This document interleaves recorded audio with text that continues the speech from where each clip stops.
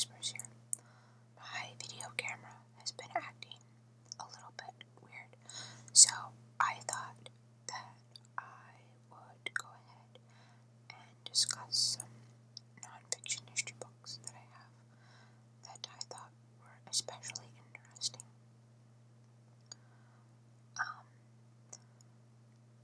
They don't really have any pictures in them, so I'll just sort of attach a photo of what the book looks like, and so you can see what the cover.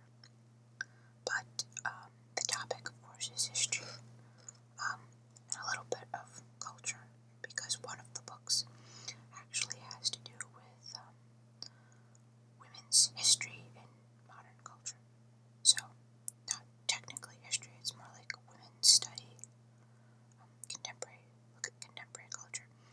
But one day it will be history, and I thought it was sort of interesting, so I wanted to share it, especially since it's sort of a nice, companion to another book that I'm going to be talking about. But for this first book, it's going to be, it's called The Lost Tomb, and it's by Dr. Kent R. Weeks. He's an archaeologist. I quite liked this book. When I was younger, I was really obsessed with ancient Egypt and the art and the culture and all that sort of thing. So, I'll just read the little blurb on the back of the book.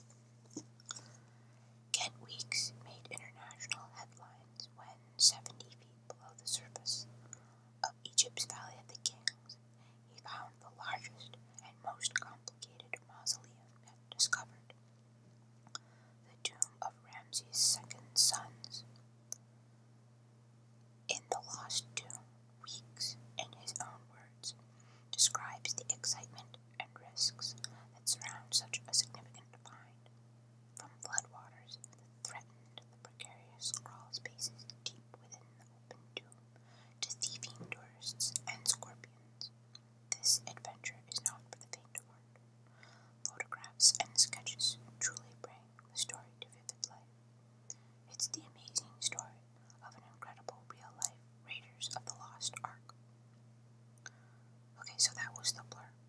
But there are some pictures in this book. Kent's wife Susan is an artist, and she's done some nice little sketches of things they found. And I just really liked the book. The writing style was, it was engaging. It didn't feel like, a dry history book. And there's some funny parts in it. Like, for example, when he and I think his partner or something were taking photographs, like aerial photographs from a hot air balloon, the Egyptian immigration authorities wouldn't let him take the film out. So they told the Egyptian authorities what they had to do was you had to keep the film refrigerated or else it would go bad. And the officials didn't know any better, so they were actually able to swap out the rolls of film, because this was like in the early 90s and before digital cameras. They were actually able to swap out the film. And or was it the 80s? I don't know, late 80s maybe. I guess the tombs were discovered in 1995 or so. But anyway, they were able to switch out the film of pictures that they took with blank rolls. And of course, when the officials went to go ahead and look at the film, it would be blank, of course, so they probably just figured that it wasn't refrigerated properly. But, anyway, this book is really interesting, and it was a really exciting find. I mean, Ramses II lived to be really, really old compared to most people of that time period. I think he lived to be like, I don't know, in his 90s or something, which was very rare. I mean, I think most people died when they were in their 40s. And having lived to a ripe old age, he had lots and lots and lots of sons. So it was pretty cool for them to find a tomb with all of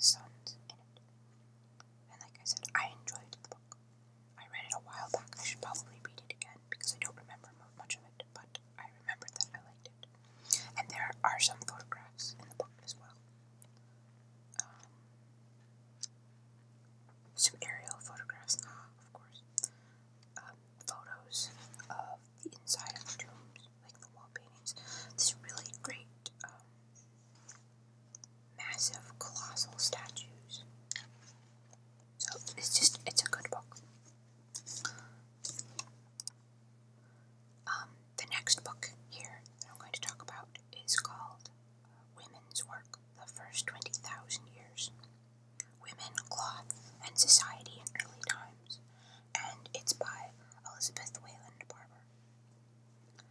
And this book was especially important to me because commonly when you read history books, you look at women or minorities like American Indians or African Americans, and they're all usually portrayed as being victims. And this is true, they were victimized, but they also made really big contributions, and they, being minorities,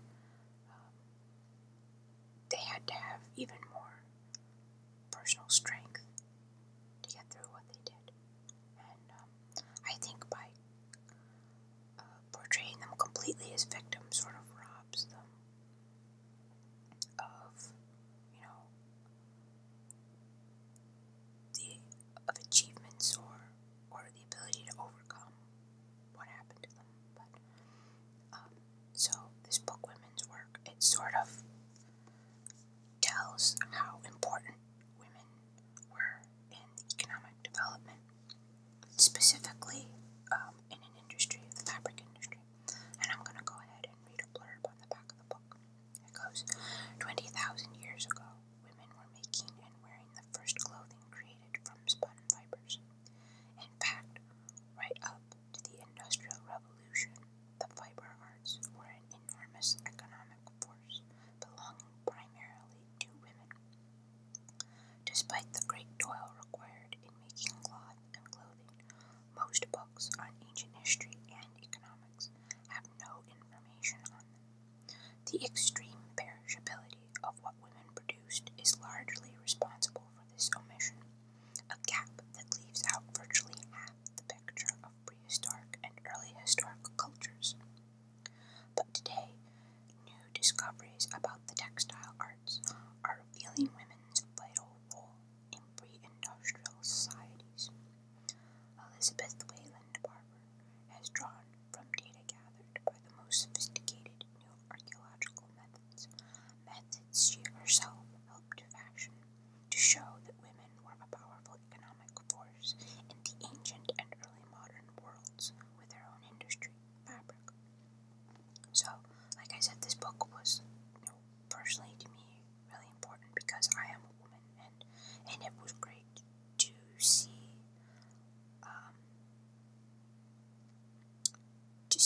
women as not being victimized throughout history, like I said, they're a powerful economic force. So I liked that because I wouldn't say I'm really deeply educated about history, women's history. I just like history, and beyond like one or two college classes I've taken on it, I've mostly sought out history on my own rather than it being required like in school or something. So yeah, I really like this book.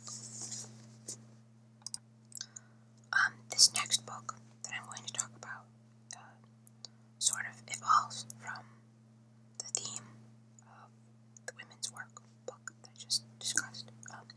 It's called Where the Girls Are, Growing Up Female with the Mass Media by Susan J. Douglas. And I guess this book is sort of filed under media and popular culture, but again, it deals with women. So, I actually didn't like this book as much as I thought I would, but I liked it enough to, recommend it here. So, some of the, like, for example, the main contrast between this book and the Women's Work book that I just mentioned kind of is, how do I say it? This book sort of talks about how women are sort of victimized by media and popular culture today.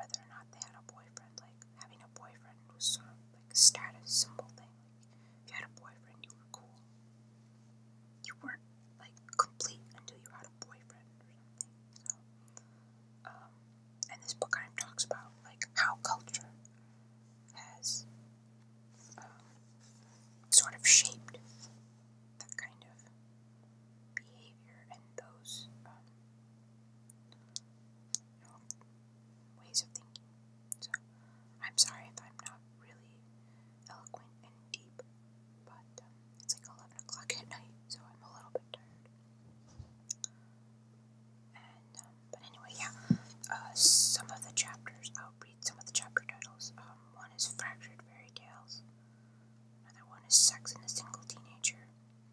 Another one is Why the Shirelles Mattered. Actually, the chapter Why the Shirelles Mattered I quite liked. It kind of talked about how music, like beginning in the 1950s, sort of like, gave women more freedom. And, of course, they talk about the sexual revolution, but it wasn't just, sexual freedom. It was being more assertive within a culture that really, emphasized, subservience, like being a housewife and that kind of thing. So while girls saw their mothers being housewives, they were listening to music that sort of went beyond being a housewife, being more sort of. So, but like I said, the book seemed a little bit saddening because they do talk about like makeup and how they make the beauty and fashion industry is sort of like